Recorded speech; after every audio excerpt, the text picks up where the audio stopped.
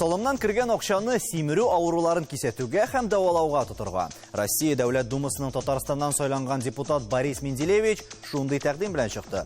Мондый төр үзгәрешләр фастфуд яки тиз әзерләнә торган ризык сатучыларның кесәсенә сугармы? Без бүген онлайн режимда эшлибез, кунакларыбыз Skype аша элемтәдә.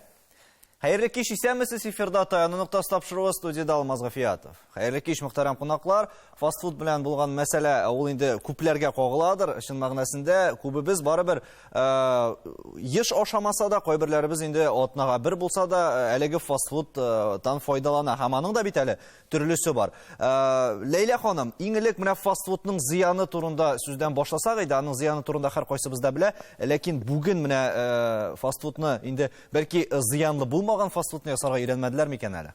Чыннан да фастфудның үзенең бер файдасы да бардыр, но зыяны аның күбрәк. Нәрсәдән башлыйсың? Фастфудны ул тиз әзерләнә торган азык, ул әзерләнгәндә бик зур калория белән әзерләнә.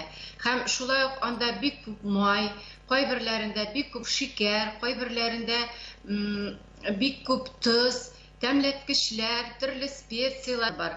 Һәм менә бу матдәләрнең күп булуы организмга зыян китерергә мөмкин. Чыннан да айга бер мәртәбә аны ашасаң, бәлки зыян булмыйдадыр.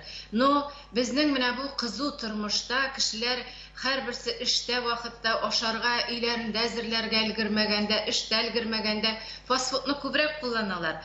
Һәм бу һәр көнне куллансаң, менә бу мин әйтеп үткән әйберләр алар организмга зыян китерәләр. Нинди зыян китерәләр?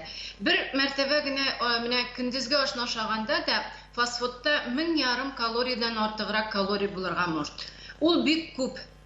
Әгәр дә инде гел шуларны кулланса, бу безнең организмда тазаруга китерә, симерү авыруына китерә. Күп тоз булса, ул инде кан басымы күтәрелү авыруына китерә.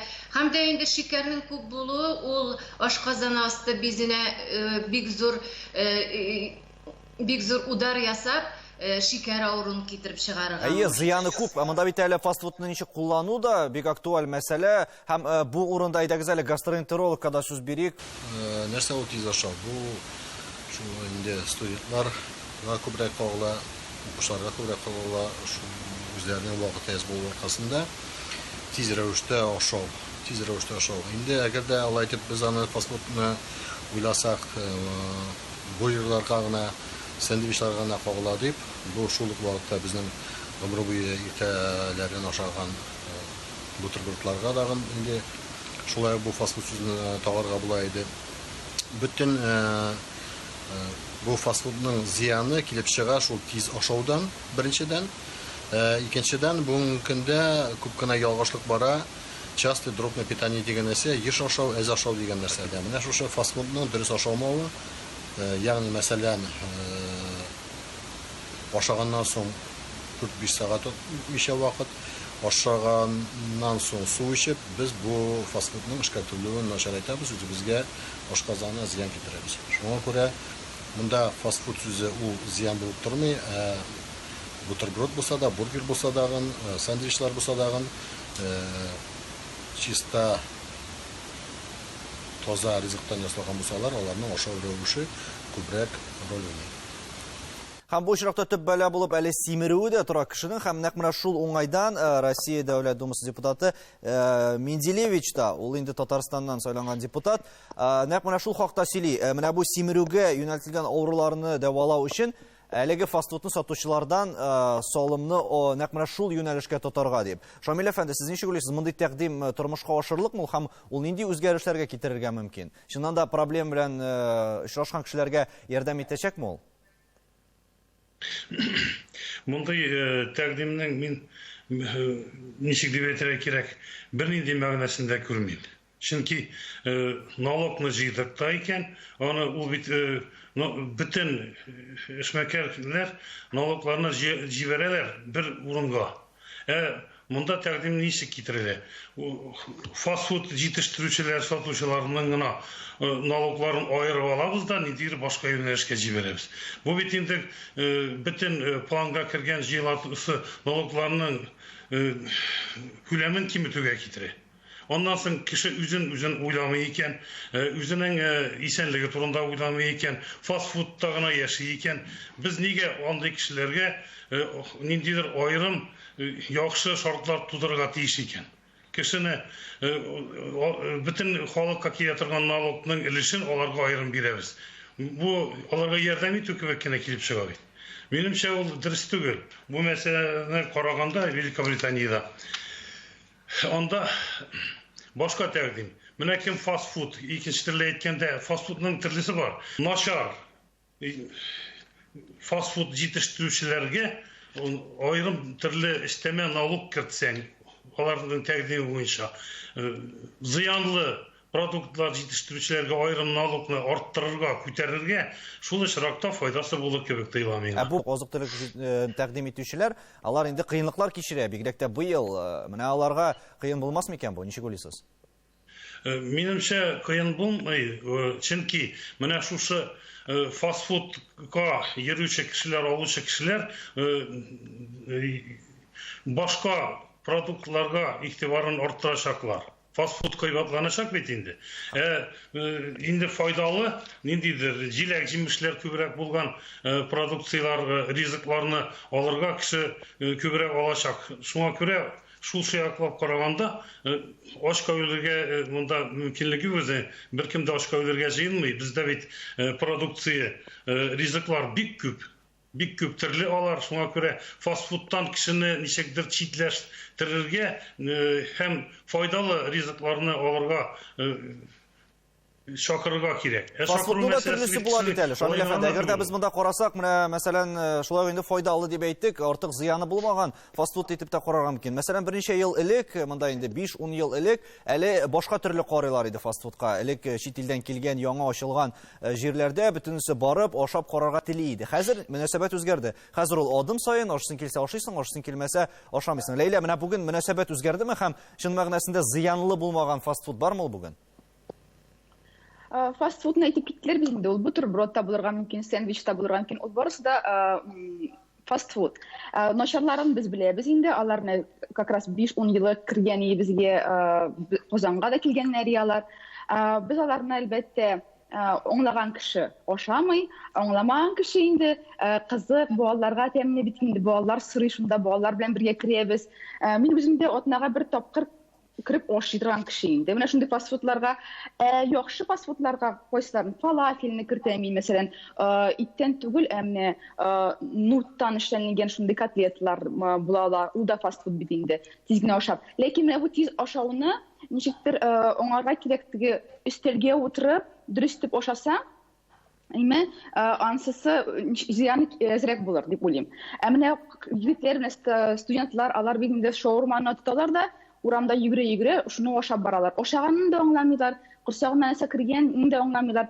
Әзрәк кенә мигә кирип тә өлгермәй. Бу информация, мәгълүмат, мин ашаган дигән мәгълүмат кирип өлгермәй. Аннан соң менә салымнар турында әйтәсем килә. Аракыга салым бирделәр, эшләделәр салымны. Алмаган кеше юкмы? Алалар барыбер. Аласы килгән кеше ала, бәясен арттырсаң да. Бунда да шулай булачак.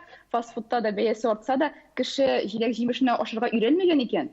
Уларны барыбер алмаячак. Мөнәсәбәт үзгәрде дип саныйсыңмы син кешеләрнең? Мәсәлән, шулык яшьләрнең элегрәк бит инде барыбер бу тансык иде һәм кешеләр күбрәк тели иде мондый ашауны ашарга. Хәзер инде барыбер нәрсә икәнен белделәр һәм өстенлек бирмиләр микән өйдәге ашауга шулык? Ничек уйлыйсың? Яшь халык менә хәзер мейнстрим тренд дип әйтәләр инде. Алар күбрәк сәламәтлек турында уйлыйлар. Шуңа күрә алар бәлки кирмиләр дә. Андый җилләргә. Менә минем яшьтәге 30-35, аларның инде балалары бар, алар инде менә шундый фастфудларга йөри торган кешеләр дип уйлыйм. Олы халык йөрмәгән инде алар. Менә мин әниләрнең карыйм, алар менә ничек өйдә йөргән, ашарга, шулай өйдә ашыйлар да. Рестораннарга да йөрмиләр. Һәм безнең ашау культурасы турында да бер видео язма бар, бергәләп карап алыйк, аннары дәвам иттерербез. Америкада яшәгән дәвердә мин андагы гаиләләрнең ашау культурасы белән шактый турыдан-туры күрергә һәм танышырга туры килде. Анда бездәге форматта ашау дигән нәрсә булмаган юк. Әйтик, алар иртә белән ашылар бутерброд, алар анда кыздырылган ип яшылар һәм шуның белән бергә көндез ашау, утырып ашау дигән нәрсә шулай ук бик киң таралмаган һәм алар җылы эчемлекләрне эчмиләр. Хәтта чәйне дә алар салкын халәттә эчәләр. Менә монсы да инде бүгенге көндә Америкада шушы зур авырлык белән кешеләрнең бик нык артып китүенә китерде һәм аларда хәтта аерым программалар, дәүләт программаларда эшли башлады шушы хактан караганда. Ничек котылып була һәм дә нәрсә моның белән эшләргә мөмкин? Иң беренче чиратта халыкка аңлату эшләрен алып бару мөһим. Чөнки табигый чиста ризыклар безнең өчен иң беренче чиратта шуларның файдалылыгын әйтергә кирәк. Һәм дә инде менә бу фастфуд алардан ничек итеп балаларны коткарып калу юлларын уйларга кирәк. Чөнки балалар алар әле күп нәрсәне аңлары белән аңламыйлар, аларга тәмле һәм шуның белән алар инде анда барып ашый да башлыйлар. Һәм шуның белән бергә инде галимнәр аны исәпләп чыгардылар. Фастфудларны куллану хәтта психик яктан да кешеләрнең тайпылышларына китереп чыгара мөмкин. Чөнки кеше фастфудны ала, ашый, һәм шуның белән бергә организм күпмәдер туйган халәткә килә, әмма ләкин бик тиз арадан соң инде яңадан ашыйсы килә башлый. Кеше аңлый алмый табигате буенча нәрсә булды һәм нәрсәдән килеп чыкты дигәнне. Һәм менә бу чиратта бары тик үзебезнең табигый ризыкларыбыз, үзебезнең бездә җитештерелгән ризыклар, шуларны куллансак кына без сау-сәламәт булып яши алырбыз. Ә менә балалар ни өчен фастфудка кызыга икән, бу хакта рекламадан соң.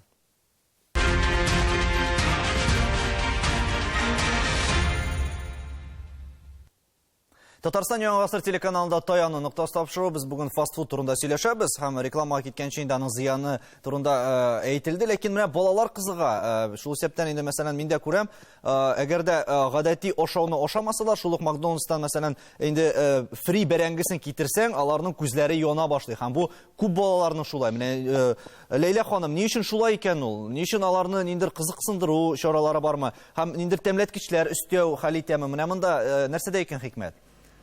Менә әйтеп үткәнчә, бу фастфудны әзерләгәндә бу тәмләткечләр, бу специялар, азык үзе әйбәт качествода булмаса да, менә бу тәмләткечләр аны бик тәмле итәләр. Шушы тәмле булганы өчен аны балаларның, бигрәк тә яшүсмерләрнең ашаган саен ашасылары килә. И тагын нәрсә әйтәсе килә, бу фастфудны ашагач, ничектер менә кешенең стрессы булса, стрессы кимеп китә, авырулары булса, авырулары кимеп китә.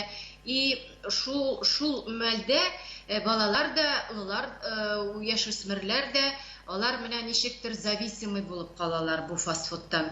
Әйткәнемчә, ашаган сайын ашыслар килеп тора моны. Һәм җитештерүчеләр моны махсус белеп әле шулай эшлиләрдер әле.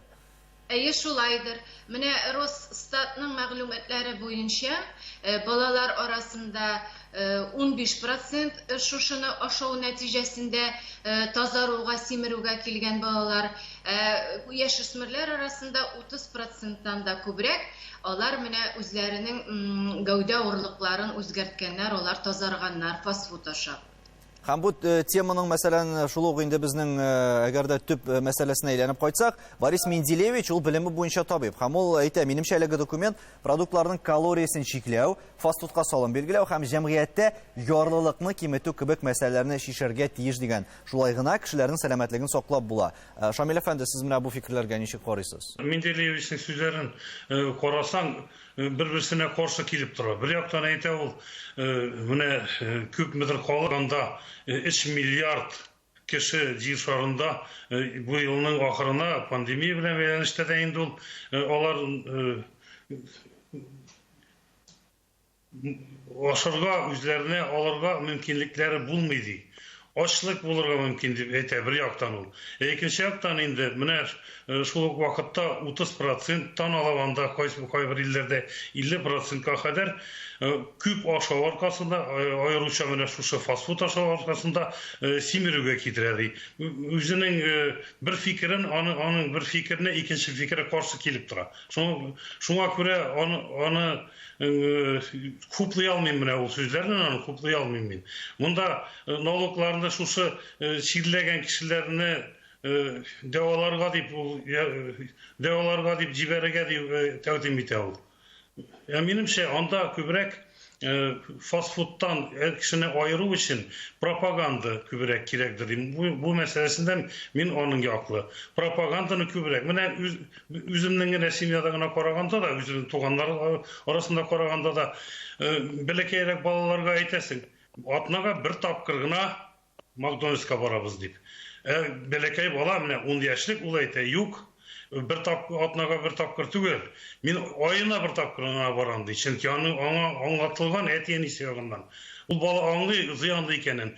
Шул ук вакытта тәмле ризыкны ашыйсы килә, ләкин үзенең уже уйлары башында баш эшли аны. Шуңа күрә ул шундый үзенә нәтиҗә ясый. Атнага бер түгел, айга бер генә барырга мин риза ди. Әйе, безнең бит әле без шундый нәтиҗәгә килергә кирәк безгә. Онытмыйк Татарстанда яшәгәнебезне дә. Бездә бит инде бәлки күпмедер дәрәҗәдә үзебезнең дә фастфуд бар. Хәзер бик популярлашып киткән шул ук милли ризыклар, алар комыр ризыклары һәм студентлар мәсәлән шул ук инде татар милли ашларын да аша бирергә мөмкин. Ләйлә, менә бу культура үскән микән бездә һәм шул ук ишпишмаклар, гөбәдияләр, вак бәлешләр, алар фастфудны алыштырып шулай ук зыян сала ала микән организмга? Безнең әйе татар кухнясы бит инде ул шундый гел комыр белән бәрәңге, кыстыбыйлар, ишпишмаклар, алар барысы да шундый ук калориялы, зур калориялары зур. Мәсәлән, бер фастфудны беләм, ул алар эшләргә теләгәннәр калорийнысын язырга. Ләкин алар бу идеядан кире кактылар, чөнки калориялары бик күп булып чыкты. Кеше алмас, кеше моны белсә, алмый башларлар дип уйладылар да алып куйдылар. Ләкин мин менә монда нәрсә әйтәсем килә. Мәсәлән, аларның конструктор булса, сез әйтергә мөмкинсез алганда, миңа соусны салмагыз. Котлета белән камыр бик куркыныч әйбер түгел инде яшешә белән, ниме? Аның бит соусында иң күбрәк калорийность. Менә шуңа күрә соустан воз кичсәгез, калориялар кимәячәк. Менә балалар педиатры ничек уйлый икән? Шул хакта видеозма карап алыйк әле. Фастфуд балаларның иң яраткан ризыкларының берсе булып шатлана. Әлбәттә, инде кичкенә балаларның рационы өчен әти-әни җавап бирә. Бу инде гаиләдә дөрес туклану булырга тиеш дигәнне аңлата. Яшүсмер бала өчен рационда аксымнар, витаминнар, минераллар булырга тиеш. Фастфуд нинди генә яхшы дәрәҗәдә булса да, ул файдалы, туклыклы ризык булып шутланмый. Мәктәп яшендәге бала әлбәттә инде ул фастфудны кабап караячак. Бу вакытта әти-әни баласының кайда, нинди, нәрсә күп ашаганын белергә тиеш. Моңа инде әлбәттә адым сайын булган кибетләр, киосклар, кафелар да ярдәмгә килә. Рационда фастфуд булган баланың ашказаны ишәк авырулары, йөрәк-кан тамыш авырулары булырга мөмкин һәм витаминоз барлыгы килә. Без олылар балалар белән сөйләшергә һәм аларга үрнәк күрсәтергә тиешбез. Ләйлә ханым, әгәр дә менә балалар инде кече яшьтән дип әйтик, әлеге фастфуд белән туклана икән, гомумән дөрес тукланмый икән, аларга менә киләчәктә менә шул ук симерү авыруы ни дәрәҗәдә куркыныч булырга мөмкин икән? Әгәр дә инде балалар менә әйткәнемчә бер айга бер сирәк кенә ашасалар, аның авыруга китермәскә дә может. Әгәр дә инде гел ашасалар, чыннан да бу симерү авыруына китерә. Зур калория булганга, тагын бер мәртәбә әйтәм, ул гәүдәнең тазаруына китерә. Монда ничек көрәшергә кирәк? Әгәр дә бала сорый икән, ашыйсы килә икән, менә ничек, бәлки ашау системасын алыштырыргамы, нәрсәләр белән алыштырырга мөмкин шул ук фастфудны да. Балалар бит алар теләсә нәрсә ашамый, һаман шул ук бутка да файдалы ризыкны ашап утырмаячак. Нәрсә тәкъдим итәргә аларга әлеге ситуациядән чыгу өчен? Балаларга инде бу ашауны тәрбияләргә кирәк, өйдә дә әти-әниләргә, мәктәптә дә. Менә минем бер танышым бар мәктәптә, чыннан да алар бу тәрбияне алып баралар. Ул үзе менә бу кичкенә генә кыз 2нче класста фастфуд темасына мин нишләп чипсы ашамыйм дип үзенең классташлары арасында сөйләде, күрсәтте, презентация ясады. Чыннан да бу тәрбия бара мәктәптә. Буны инде өйдә дә тәрбияләргә кирәк. Балаларга яшелчәләр, фруктылар, аксымны менә әйткәнчә, боткаларны, аларны сөйләп, аңлатып, гел аңлатып, ничек файдасы бар, әгәр дә без аны кулланмасак, нинди авыруларга китерергә мөмкинлеген аңлатып кына тәрбияләргә була. Әйе, әгәр дә әти-әниләре фастфуд ашап утыра икән, инде балага аның зыяны турында аңлатып тору урынсыздыр бу очракта. Һәм чит илдә милләттәшләр безнең нәрсәгә өстенлек бирә икән, бу хакта шулай видеоязма бар, карап алабыз. Әлбәттә, андый ныкталар кайнар ризыкны тиз генә алып чаба торган. Бельгиядә дә бик күп туристлар һәм студентлар алар белән куллана. Ләкин Бельгиянең үз төп халкы андый җирләргә йөрмәй. Алар ризык сифатына бик зур игътибар бирәләр. Зур предприятиеме, кечкенә предприятиеме, гади эшчеме, генераль директормы, Иртә белән бер төрле үк күренеш кешеләр үзләренең бутербродларын, салатларын үзләре белән иртә белән алып киләләр һәм холодильникка төшкә ашка тыгып куялар. Кайнар ризыкны Брюссель халкы кулланмый, алар аны кич белән генә ашыйлар. Шулай итеп, фастфуд ныкталарында тип Бельгия халкын күреп булмый. Төрле ашаулар белән монда күргәнебезчә карарга була һәм алыштырырга була. Ләйлә, менә элек мәсәлән Америкада фастфудлар әле шушы бургерлар, башка төрле хот-доглар чыкканчы, тиз кабып алу өчен монда инде банан кулланганнар. Менә бүген шундыйрак альтернатив ниндер чара табып була микән? Файдалы да булган бер үк вакытта. Һәм тиз генә тамакны ялгап алый торган һәм калорияларны әле күп үзенең эченә сыйдырган. Буламы андый үзгәрешләр кертеп? Ой, табырга бик авыр андый әйберләрне өчен күңелдән әйткәндә. Бөтен җирдә керәсең монда, я булка белән, я менә почмак, бананнан кала, бөтен бер әйбердә күз алдына китереп булмый. Я инде шикләвек булырга мөмкин. Тагын нәрсә менә мин уйлана башладым да, хәзер мин чыксам урамга ашамаган килеш, нәрсә ашарым микән дип. Шуннан да менә ул шикләвек булып кына кала инде, чөнки мин бананны яратмыйм.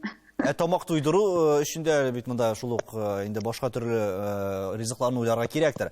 Ләкин без әйттек, менә күбрәк студентлар ала дип. Әгәр дә игътибар итсәк, шул ук сәүдә үзәкләрендә һәм әлеге фастфуд җитештерүчеләр ягында, анда берничә мәсәлән торырга мөмкин, анда туклану урыны, традицион татар ашлары булырга мөмкин, индидер анда башка ил кухнялары һәм фастфуд урыны. Гадәттә фастфуд булган җирдә чират тора. Нәрсә белән бәйле бу? Ни өчен кеше һаман анда омтыла? Монда бит студентлар гына түгел, олы яшьтәгеләр дә бар, шул ук балалар да бар. Һәм моны без берәр кашан җиңә алачакбызмы әлеге хәлне? Фастфудларның маркетинги көчле. Аларга керәсең дә, ул фастфуд-кортта син аны гына күрәсең. Аларның рәсемнәре, сурәтләре матур, ул бургерларның төсләре. Анасын карыйсың, безнең традицион татар кухнясын. Анда инде соры төстәге индир ашамлыклар, әлбәттә аны ашыйсы килми, барасы килми. Әле шул блогерлардан индер теге дөрес туклануны түгел, нәкъ менә мондый ашауларны рекламалый бит әле. Бүген андый бәлә дә бар һәм кешеләр шуңа да бәлки кызыгадыр әле моңа. Әйе, ул блогерлар үзләре ябык, матур, яшь, спорт, тәнле, үзләре имештер ки бургер ашыйлар. Фотографиягә төшәләр дә, бер тапкыр төшәләр дә, алып куялар. Нигә шулай эшләр икән әйтеп бетерә алмыйм, чөнки үзләре алар аңлыйлар. Матур булыр өчен бургерлар, фастфуд ашарга кирәк түгел икән. Ләкин менә халык үзе шундый әйберне күрәсе килә. Имештер ки могҗиза бу ашый бургерларны, ләкин үзе шундый матур һәм ябык. Мин дә шулай буласым килә дип уйлыйлар да, бургерны ашыйлар. Калган өчен эшләгән блогерлар эшләгән өчен эшләмиләр. Спорт белән шөгыльләнмиләр, детокс ясамыйлар. Менә шундый моментта бар әйе. Һәм кызганыч бүгенге өчен барлык безнең. Ләйлә ханым, нәтиҗә ясап әйтсәк, менә бүген симерү белән көрәшүдә нәрсә таянның тасы булырга тиеш икән?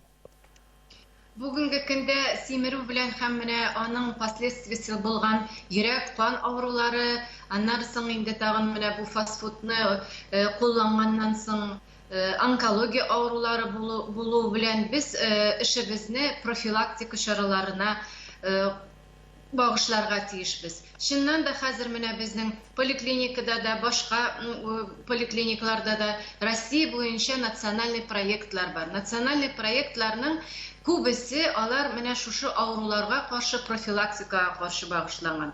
Бүген менә монда кунакта булудан файдаланып, мин үзебезнең халкыбызга менә бу диспансеризацияларга чакыруларны ишетеп килүләрен теләр идем. Врачка килгәч, күпмедер үзеңне белсәң дә, кайбер авыруларны билгеләргә була. Үзеңә ничек ашарга кирәк икәнен, физик хәрәкәтләр, спорт, фитнес белән заниматься итәргә кирәкләрне врачлар җиткерәләр. Менә бу профилактика чарасы, аңлату чараларын мин төп таяну ноктасы дип уйлар идем. Шамил әфәнде, сезнең дә әйтер фикер бар кебек. Кыскача гына әйтеп әйткәндә, ашауда да бөтен башка өлкәләргә караганда һәр вакыт булырга тиеш чаманы белү. Менә шул дип уйлыйм инде мин таяну ноктасы. Безнең белән элемтәдә булганыгыз өчен барыгызга да бик зур рәхмәт, сау булыгыз. Сау булыгыз. Фастфуд белән тукланыргамы юкмы, һәркемнең үз ихтыяры, иң мөһиме чама хисен югалтмасак иде. Исәнлектә күрешергә язсын.